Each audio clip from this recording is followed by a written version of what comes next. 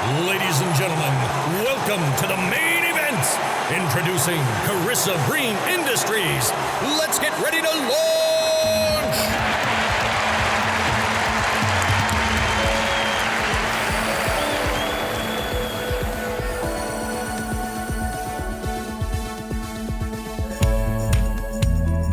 Today, we're talking with Dr. Rebecca Wynn, bringing nearly 20 years of experience in the information security, assurance, and technology to the table.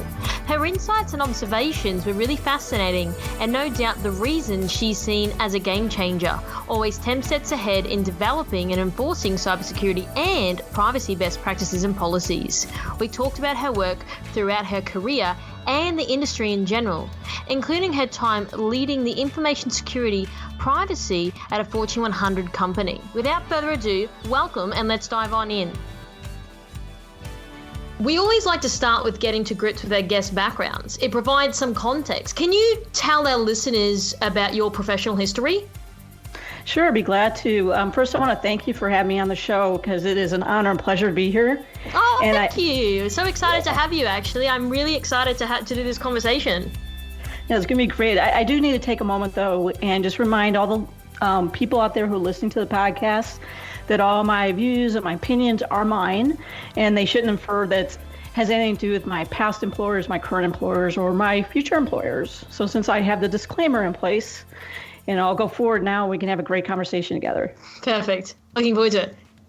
Yeah, so my background is a little bit all over the place, and I'm going to go a little bit long because I like to show women that no matter where you come from, that you can be very successful in this career, and all your life lessons helps you to be really great in this career. So I graduated in high school really in about 2 years, which is one of those overachievers. Went overseas, and then I started school. I wanted to be really a pre-vet. So I went in as a chem major, and I did that for well over 3 years. And I'm like, man, you know what? I don't like blood, and when am I going to figure out what I really want to do? And I talked to some counselors, and they said, well, it's not going to be until you get your PhD in chemistry. And I'm like, whoa, got 3 more years, to go ahead and get out of my undergrad and my master's. And then I got to get my PhD before I might want to learn how to do something. So I actually switched gears and I do photography. So I switched over to photography. And then as I told you, I started college early and I got out early. And then I was like, you know what? I'm going to have to go $150,000, US dollars and a hawk and carrying cameras around. I'm too smart for that. So I went back and got a double MBA, and I had a double MBA in finance and marketing by the time I was 21. Whoa, that's a lot. Yeah, and then I'm just going to sit quietly right in the corner over here now. Well, then I found out that, a 21-year-old with a double MBA, not a lot of work experience was impressive in paper. People liked me, but to do an internship was pretty hard. And I did get an offer to immediately go into the financial sector. So I went into financial planning, insurance selling with Mutual of Omaha and then New England Financial. And I was number 1 in the nation for them both, top rookie, go-getter. But I literally hated every single second of it. Liked the people I was helping, but didn't like all the background, selling competitions and stuff. But what I had done is I actually really started using the computer by running the claims for those companies, looking to see how cost advantageous it would be for them to self-insure themselves. And this is before it was even big for companies to do that. And I ran all my own actuarials and stuff like that. Maybe the companies don't want to hear you say that on the air, but I did that and wrote a lot of Excel and Access and stuff, programs like that before it was really big. And I said, life is way too short for me to be in something that I hate for 40 years. So I actually went back to school, and then that's when I got my IT degree. Mm-hmm. Can I just ask, what made you jump into IT after doing photography, and you did chemistry, and you did finance? Because I was developing all those programs myself. Right. And when I first got my first computer, I liked to be online and see different things there was. And I just had an aptitude for it. And then I remember back, when I was in college, and that's when, first things were starting out in programming that. All my classes I aced. I'm one of those people who literally got top marks and everything. And everyone says, it's so great that you're a great student. You get A and everything. No, it's not, because you're good at so many things. What do you concentrate on? Mm-hmm. Right. It would have been better, I think, if I would have failed at a lot of places and excelled at one, I was the other. And that was one of those things that my mom said, go for it. Worst thing that happens if you don't go for it is you find that's the area you really don't want to be in. So I went for it. I got out another degree in 2 years. I really enjoyed the programming and the databases. And so I was one of the few people when I first came out of school that I was immediately hired. Worked in a semiconductor company where I went ahead and developed programs. There were specialized programs to the semiconductor industry. And I named them cool things like Cyclops. I was all the Greek tragedies type stuff. And I did that for numerous years. And then from there, again, I'm looking at the code and how people can break the code. It was easy to get into QA work. And it's funny how I just kind of led my path more and more and more towards being in information security until I picked up my first information security job with the financial sector, early warning services, where I was the information security officer. And they're owned by like Wells Fargo and all those top banks there. And so I had to look at how to make sure the data flowing between us was all secure. And we did account owner authentication was my security puppy. So that was trying to make sure that the people who wrote their checks and things along those times were actually authenticated. So that was a really good base for me.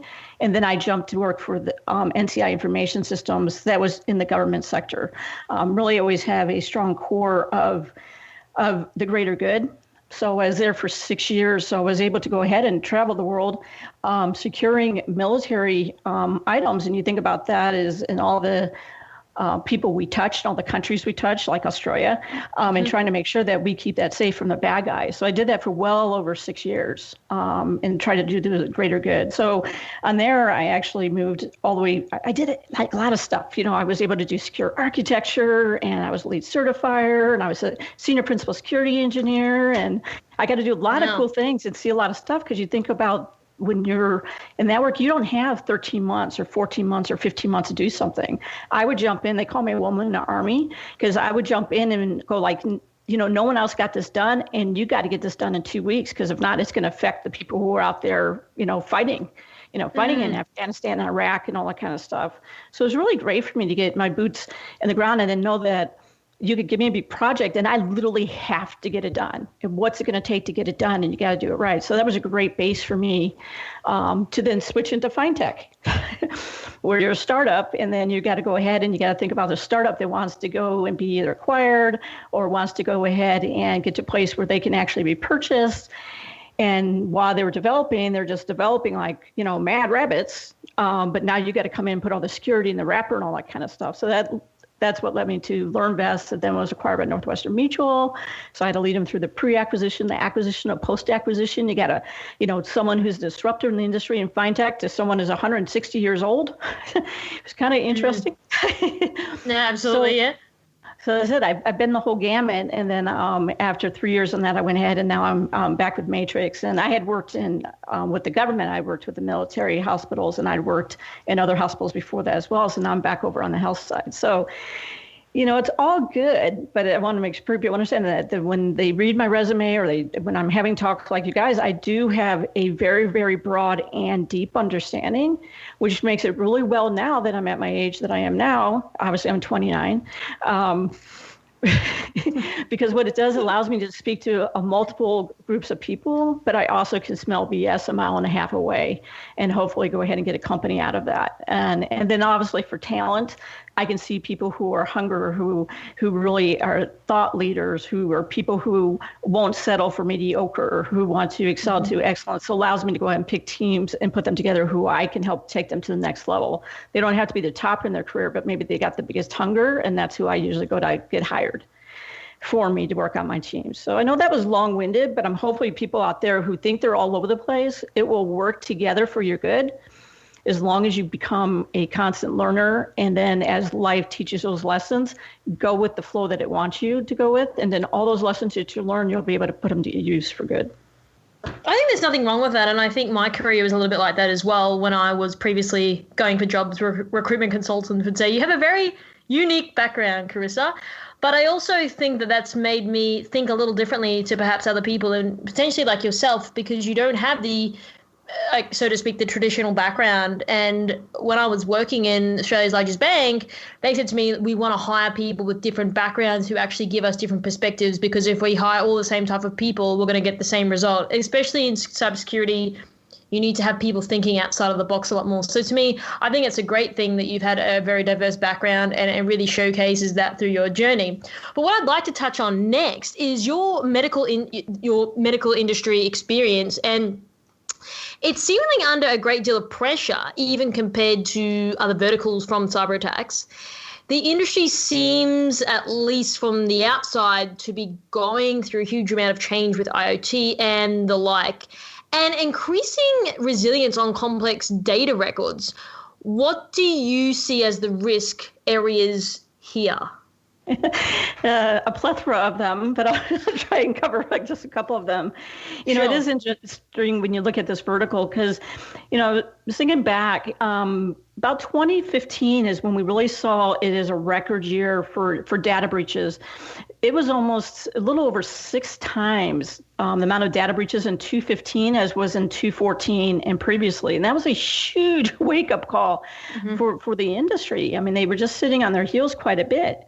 And what we saw then is as we saw more people becoming aware of what is a data breach in these hospitals and anybody else who's in healthcare is getting breached, is we saw from the security side, we got money, right? So we could actually start to go out there and hire the right talent. We could actually start getting the tools in. People had to start thinking about security be part of IT. And just because someone is a great infrastructure engineer does not mean that they can run the security side. So we started seeing a lot more of the development of security and risk and privacy along those periods of time. And as we saw that, we actually saw that we still heard about data breaches and things like that, but we started to see that people were starting to shore things up in 2016 and 2017.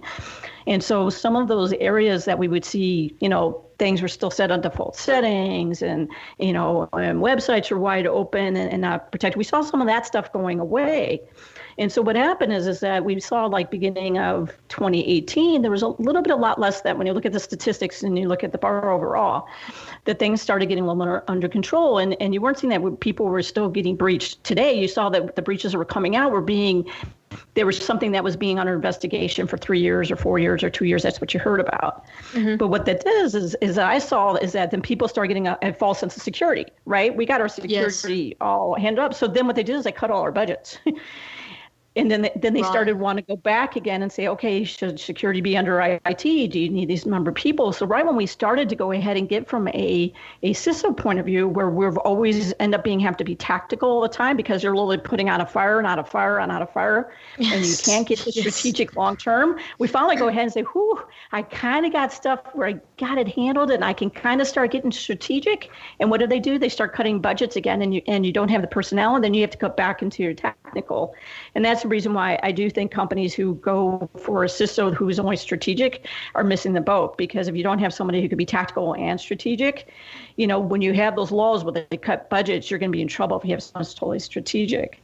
So we have that going on right now where people, you know, we don't always have the budgets and the personnel. And as soon as we want to go ahead and you really get the tools that can really make us on the forefront, and they take that budget away from us, it makes it really hard when you're talking about, like you said, the Internet of Things, when you're talking about the machine learnings and things like that. How do you fix them? When someone is looking at a pump for the heart or things like that, they were looking at saving lives. They weren't looking at that period of time of someone hacking it. That wasn't even on anybody's radar. Absolutely.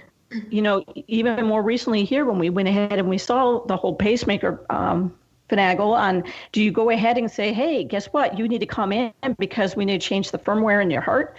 You know, they ended up not calling anybody in to do that because you could lose your life by doing that as well. So there are things like that come in and no one's ever thought about them. When you're looking at, you know, all those machines, the MRIs, all that stuff that has personal data going on, that they were never designed in today's world of hackers and people trying to get to that metadata. So I do think that that's going to be a growing concern coming up in the next year. And we've seen it actually December and November of this year as well, too. The problem is what you're going to have to do is really the only solution on that is come up with more secure machines. And those older machines are just going to have to be changed out. But in the meantime, you cannot save a life because of that data. Can I just ask, when you obviously, you know, people have their heart in the right place, making pacemakers and things like these types of machines, so it's for good reason. But like you said, they're not thinking from a security standpoint. But is it more of a mindset thing? Because I know even people who are software engineers, they build things on functionality, not on how secure is this. So do you think it's going to be like a mindset shift, or what's your opinion on that? Yeah, it's got to be a paradigm shift. And I've preached this for years. I'm a person who's learned under Ann Cavoukian, who was one of the leading people for privacy by design and now privacy and security by design and default. And I think that's the mindset that we have to be in. And when I speak to, I'll just say the younger generation and millennials and before, because you're generally the ones right now who are having the most creative ideas, is usually that group. When I have a chance to speak to them, it's not that they don't want to go ahead and program security and privacy and think about those lines. It's no one's had that conversation with them. I think, and that's one thing that I do as a CISO as well, is I go and talk to the developers. I talk to the QA staff, and I'm belly to belly with them. So I'm a partner with them. And so I try to teach them how you can think about privacy by design. How can you think about risk management? If they want to access to databases, why do you want access to the databases? What are you trying to accomplish? What is it, the piece of data that you need to do your job? And then, have those discussions with them so I can get them that information so they can actually develop things and do things in a more mindful manner. I think what it is that we got to get out of our office and we got to get belly to belly to people. People are trying to do really great things. But you just got to have that conversation with them. And if you can get them where it's early in the life cycle, it's going to be built in. So I really just think as a society, a world society, we've got to get to privacy and security by design and default. And that was one of the great things about, the whole discussions with GDPR and things like that brought it again to the forefront. Obviously the other regulations that you've had in Ireland and obviously Australia and the United States being in the news quite a bit, as well as the Asian countries, is I think that's one of the things that you're going to find in 2019 is that we really have to, as a society, forget about the government, but as a society, us people, determine what we want as our privacy and our security by design, and then mandate that our leaders bring it to us, because obviously them just thinking about themselves does not work. No, absolutely. And I think that's a really important point that you raised there. But what I'd like to move on to next, and probably going a little bit back on the previous question, is do you think that this is increasing attack surfaces responsible for roughly 100% delta over other industries? Yeah, I think one of the things is just because when you have something happen in healthcare, no one wants their personal health information out there. So you see quite a lot. And when we just even had Anthem, right? Anthem is a HITRUST certified.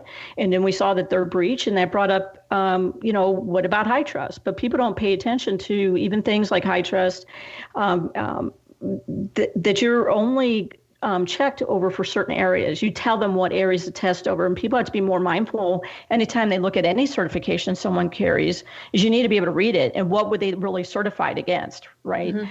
So I think that's one of the things that kind of stuff with the healthcare has brought it to the forefront. But obviously recently we've had the newspapers getting breached. We've had data centers go down because, someone didn't go ahead and look at an old switch.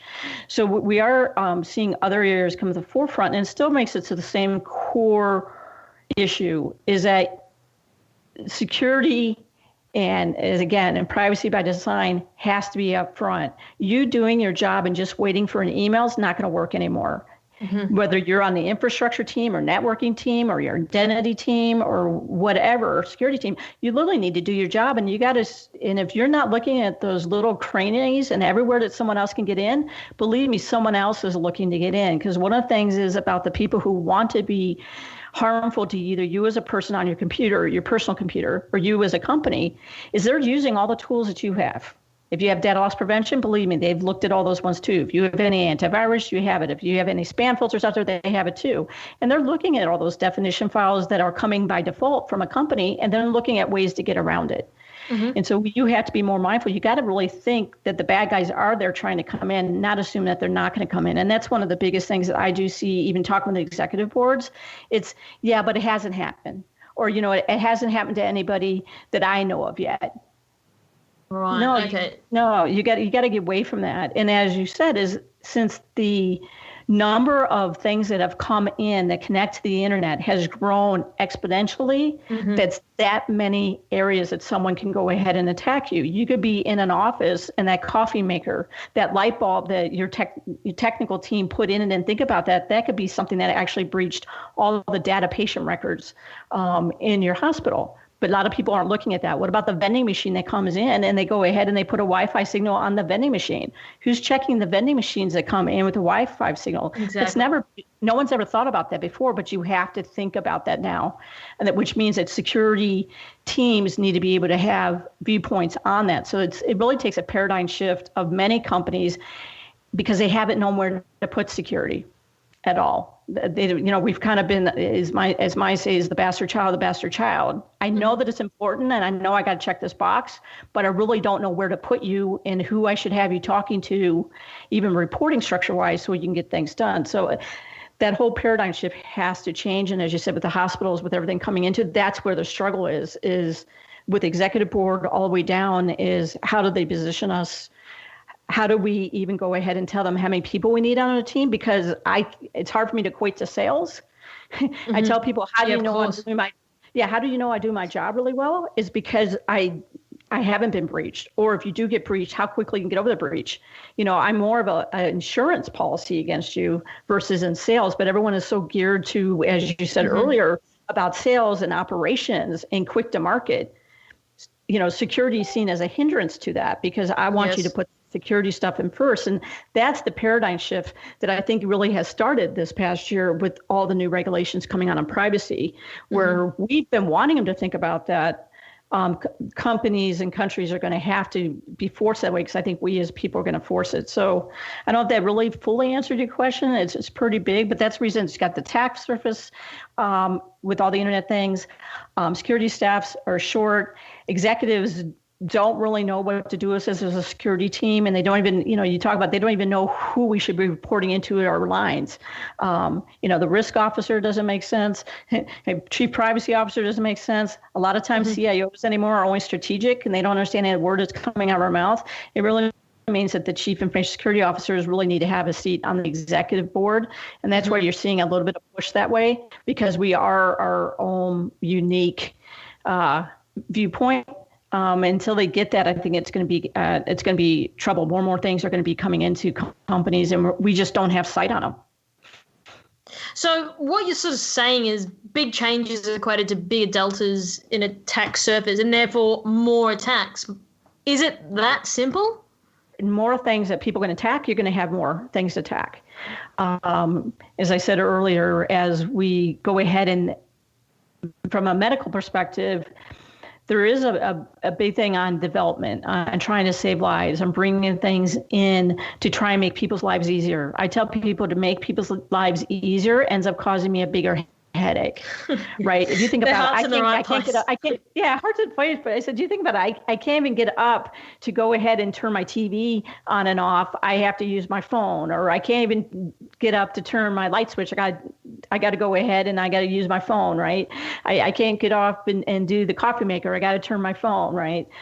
And those are easy, but I said, those are the big attack surfaces as well, too, that people don't realize that they're getting attacked all the time. In hospitals, it's because there's machines that have been brought in over the years to go ahead and to save lives, and no one ever thought that they were attack surface, but now they are attack surface, and now you're caught because someone's going to go ahead and breach them. They weren't built in with those security protocols in place, but you're not going to not save lives. So it's going to be those new renditions of them. It's actually going to be saving them. So that's the one thing that you get caught on the medical facilities is the risk reward. How many lives versus your privacy data is worth the play, right? And that's the challenge on that one there. It's really the new generation of equipment that has to have those security protocols in place.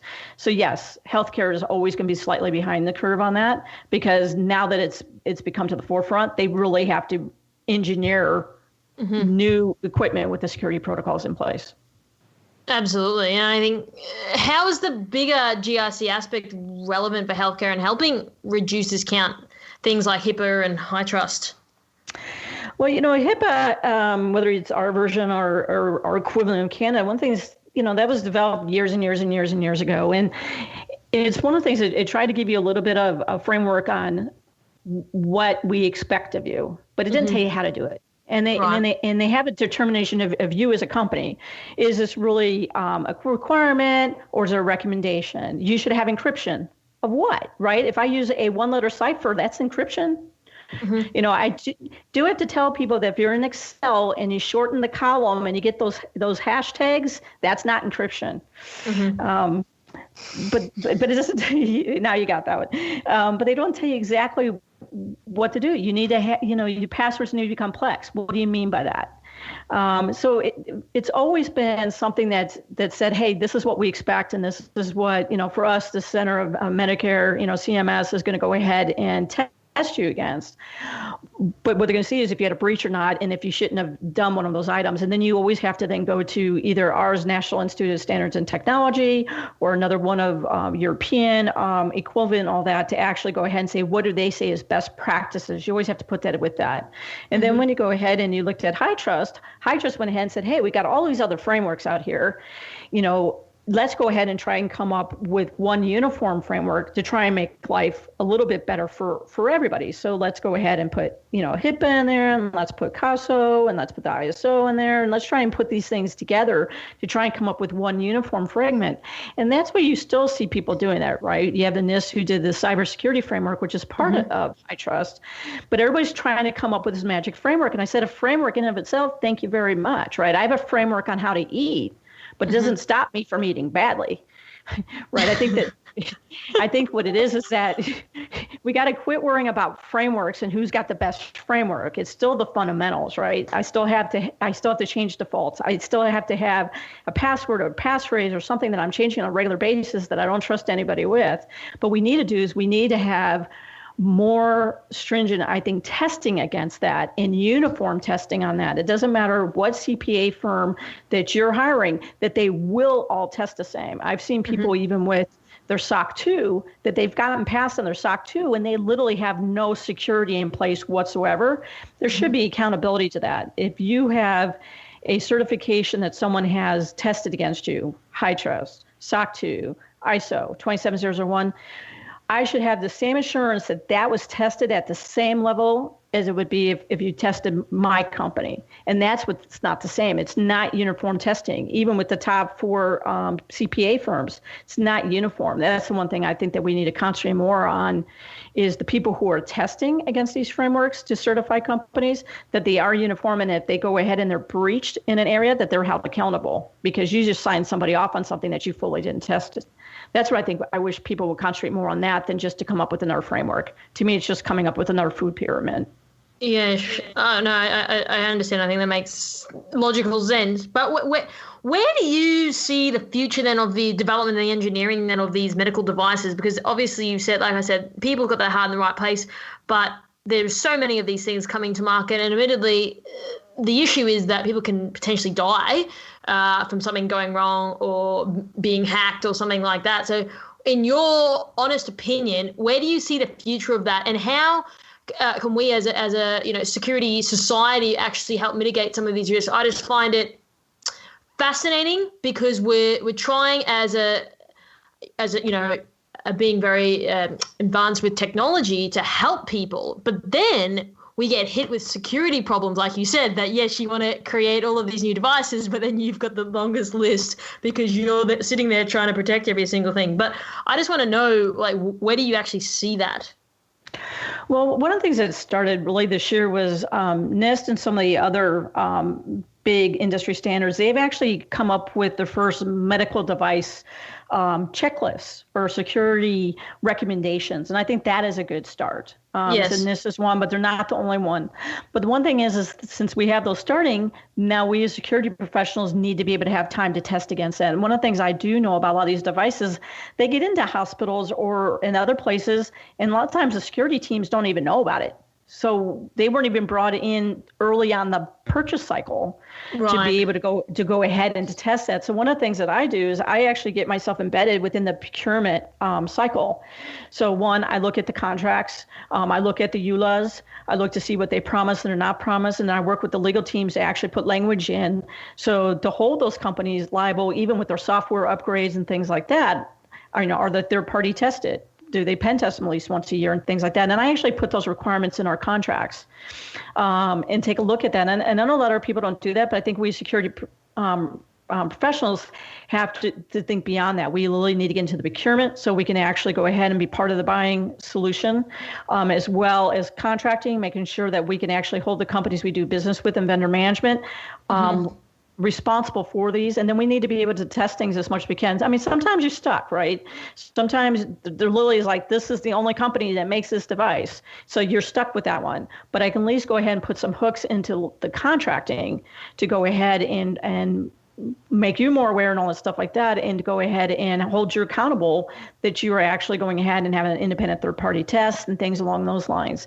That's one thing I think that we can help a little bit. Our cause is actually make the manufacturers held accountable, even if it's in contracting versus a legal law, that they actually put these in place. And then the other thing is, as I said, as much as we can as professionals, that we can get out there and we can talk to developers and QA and people along those lines to make them aware of this.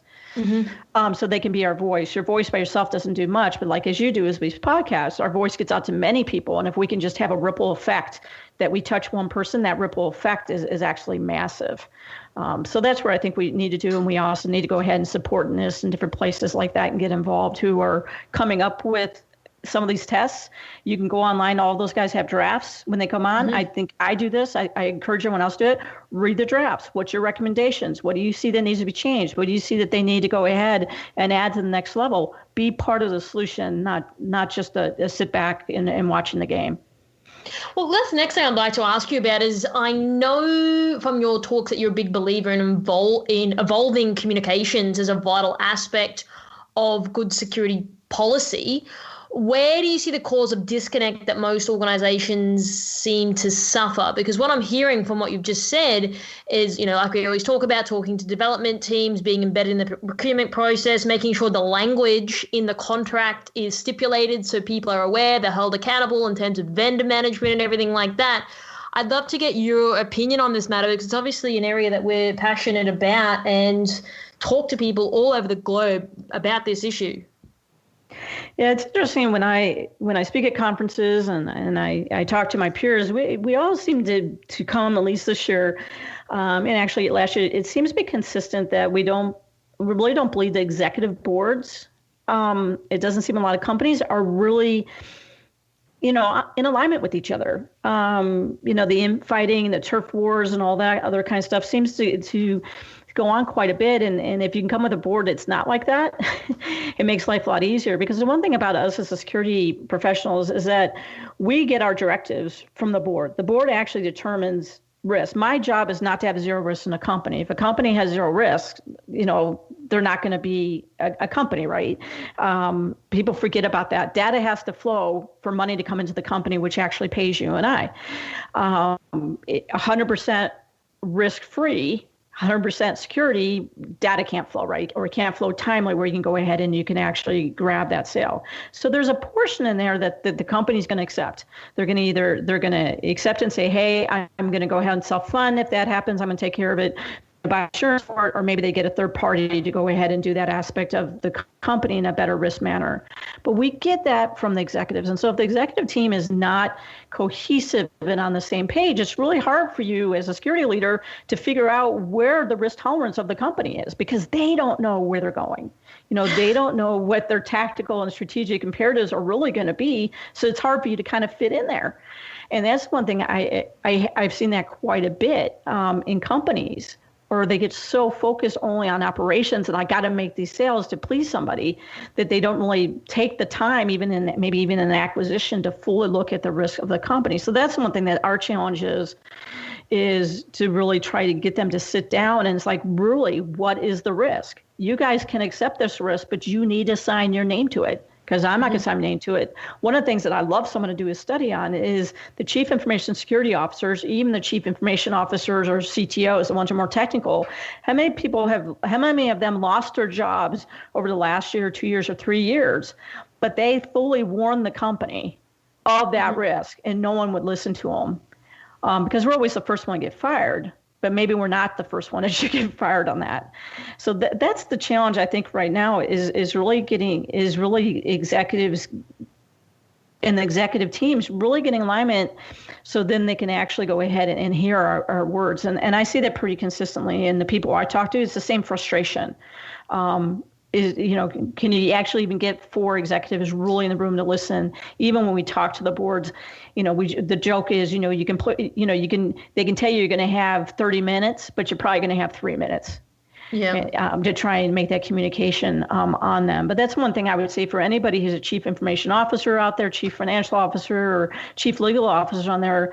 Just, you guys, when you guys are on the same page with each other, it makes our lives very, very hard to even attempt to go ahead and to get you secured within the risk tolerance of the company when you guys can't define that for us. If not, you're putting the burden 100% on us.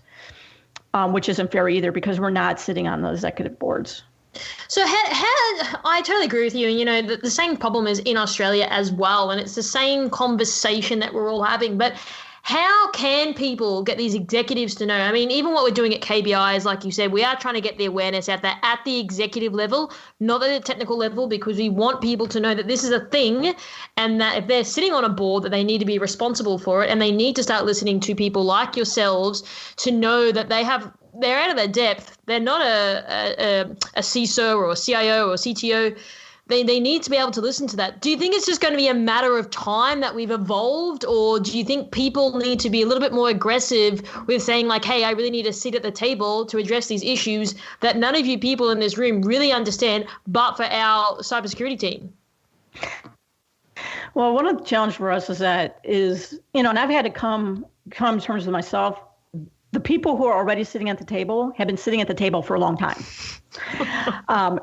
And they are not going to change to listen to me. So I have to change my conversation to them. Can you give me an example of that? Sure. I get really wired about this stuff because it's the same thing all over the world. And yes, these people have been sitting there for 30 years. You're right. They're not going to listen to some person that comes in and thinks, oh, well, that is some security person or someone from a younger generation. So you're absolutely right. But what language do you personally use to, I guess, bamboozle them into to think that this is a thing? And we're not trying to devalue their position, but it get them to see what they don't see already. That's why you're in the room.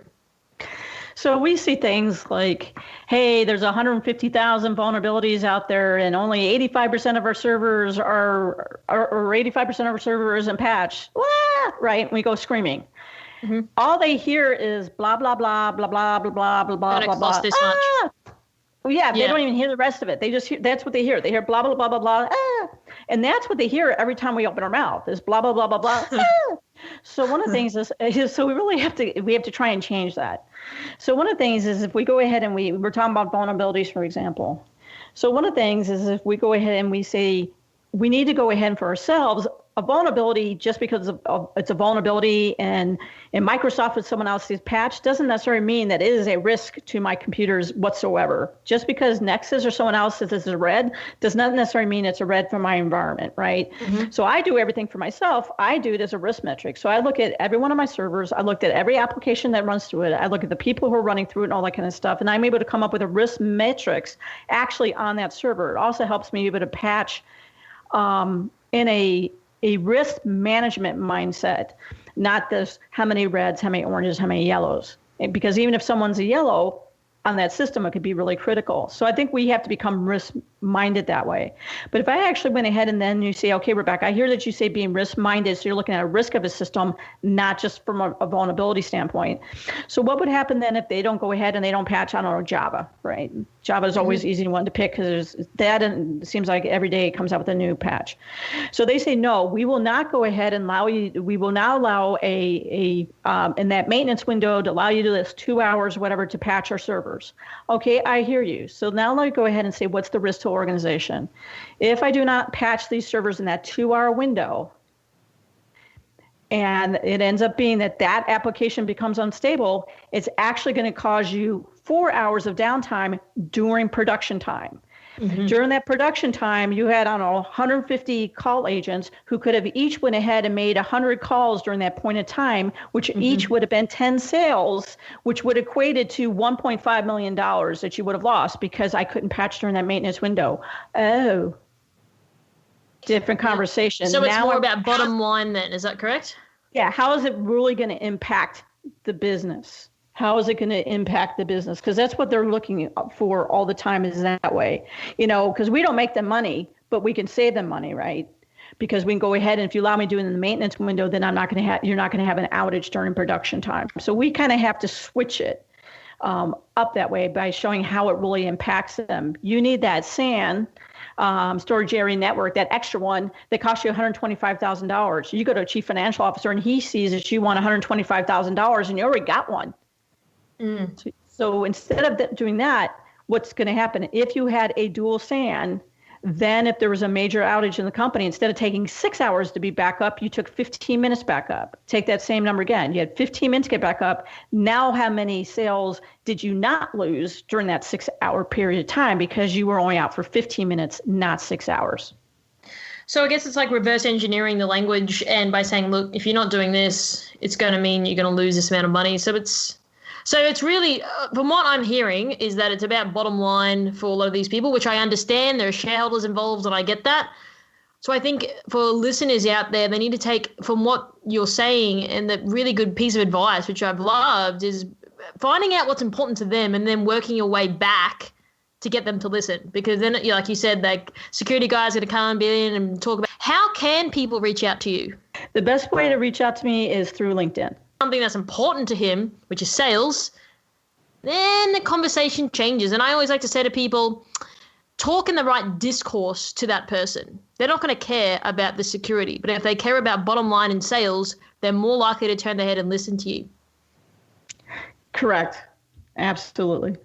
So, Rebecca, I've absolutely enjoyed our chat. I really have appreciated you giving some amazing insight. Perfect. And is there any last things you'd like to say as a final thought to any of our senior leaders listening to our podcast? We all have to be part of the solution. And one of the things is us as security people, we really want to be part of the solution. We want to be brought into the conversation early so we can be part of the full solution. One of the things that I always tell people is when they bring things to me at the last moment, a lot of times I have to say no because I see that you're about to go off a cliff. I don't want to say no. I'd rather be brought in very early in the conversation so then we can go ahead and I can tell you what security and privacy and things that I need to put in place so we can go forward. So I don't think that we want to be a stumbler block for operations or anything like that. What it is that we need you to help bring us into the conversation early so then we can be part of the solution and not what you guys all fear is that we're going to say no. The reason why we have to say no is because you guys bring us in at the last minute when we really have to protect you because we see that unfortunately the bad guys are going to take advantage of the company. So bring us in early. And let us be a partner at the table, just like you bring everybody else in at the very beginning. We want to partner with you. We want to be one with you. We really don't want to fight you. Wonderful. Well, thank you so much for that. I really, really appreciate it. And I hope that we can do this again soon. It'll be my pleasure. Love to be on the show at any time.